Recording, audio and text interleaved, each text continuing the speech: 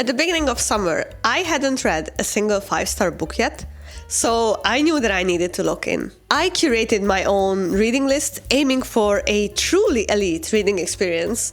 So let me tell you all about the books that I read in the last 3 months that were truly 5-star reads, came very close, or missed the mark completely. Starting with the series, I had such high hopes for the Kindred Curse saga. I finished the first 2 books, Spark of the Everflame and Glow of the Everflame, and they were so close to being 5 stars. I was promised political intrigue, copious amounts of yearning, and one of the slowest slow burns, and honestly, it delivered. While the first book takes its time getting started, once the momentum kicks in, the stakes get high very quickly. You can tell the cliffhanger worked on me because I almost immediately picked up the second part, which, as you know, doesn't happen very often for me. But I simply couldn't put it down. I wanted to read more, especially about Luther, our fiercely loyal and capable prince. He is now the blueprint of a devoted male lead,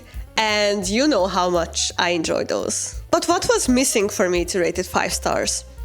Simply put, the plot was paper thin compared to the length of these books.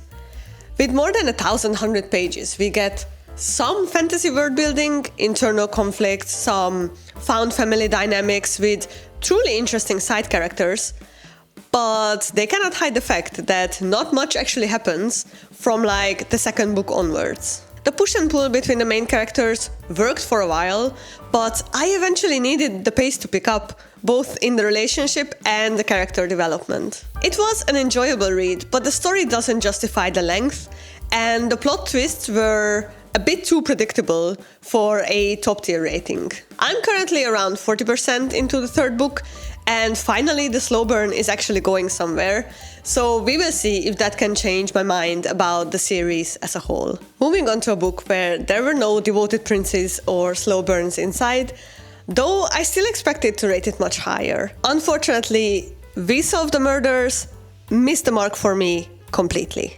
It's a real pity because I'm such a fan of Richard Osman's other series, The Thursday Murder Club. I've read 4 of those books, so I went into this one hoping for a larger scale mystery adventure with that same sharp British dry humor. While the humor was definitely there, the characters really paled in comparison to his original cast. Apart from a few fleeting moments, I just didn't find myself caring about them, and I thought that Amy, as a main character, lacked the depth that would have made her unique. This wouldn't have been such an issue, but the mystery was lackluster as well.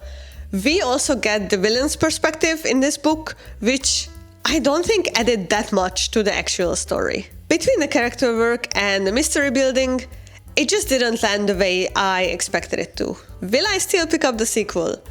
Perhaps, only because it's an easy read and I still appreciate the signature dry wit of the author, but I won't be rushing to get to it for any other reason. You know this one is coming. Let's talk about King's Rising next.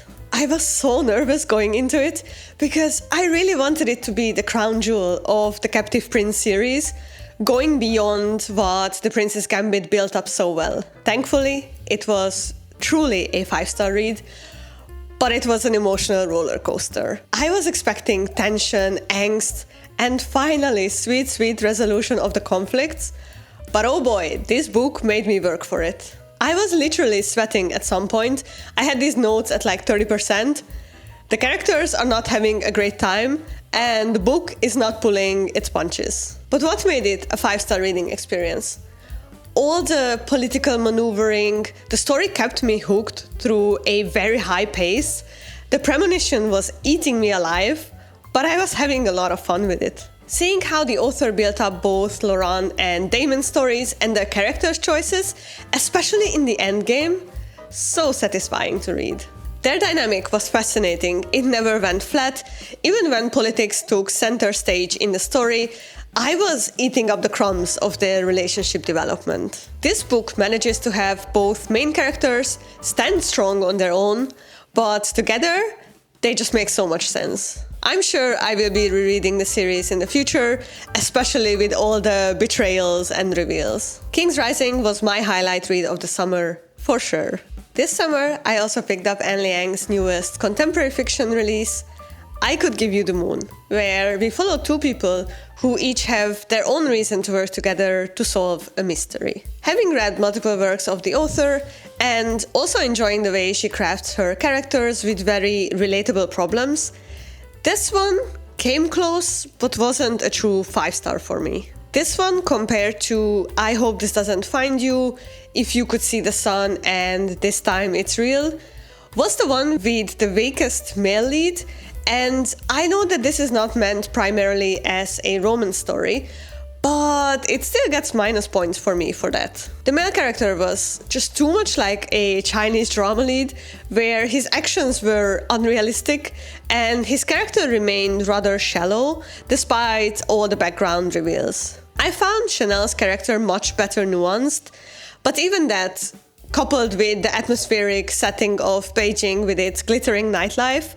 wasn't enough for me to rate it higher than 4.25. That being said, I'm still keeping an eye out for anything this author releases, because I really enjoy her writing, her characters, and her story settings. And last but not least, I made another attempt to find a new favorite fantasy romance series with Daughter of No Words, but it missed the mark completely.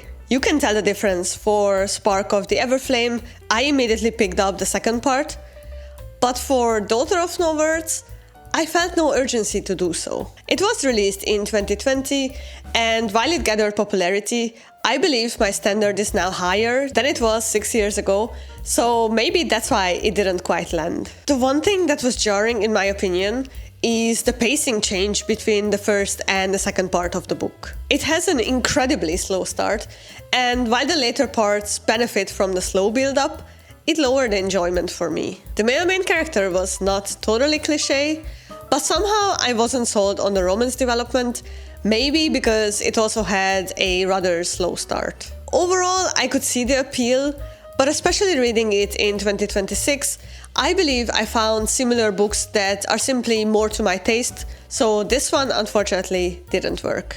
I'm not sure how many people will make it to the end bit of this video, but I wanted to take my time to start a discussion on the concept of 5-star books. During the summer, I feel like I put pressure on myself to find a top-tier read, even when, by my standards, I'm having a really good reading year.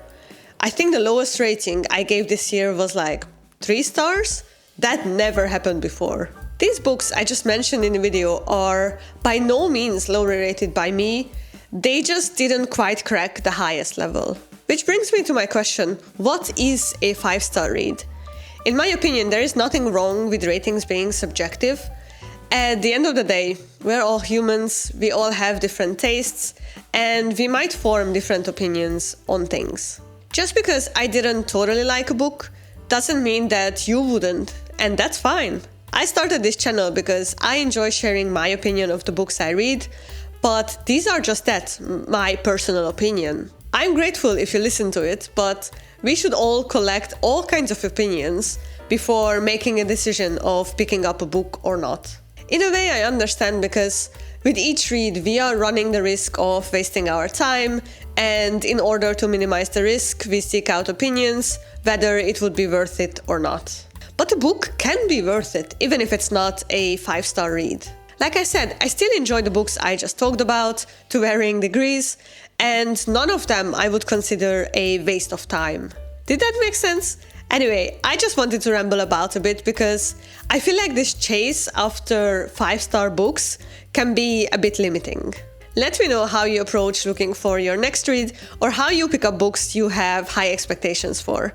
See you in my next video, which may or may not be my favorite one, my autumn TBR. Take care, bye!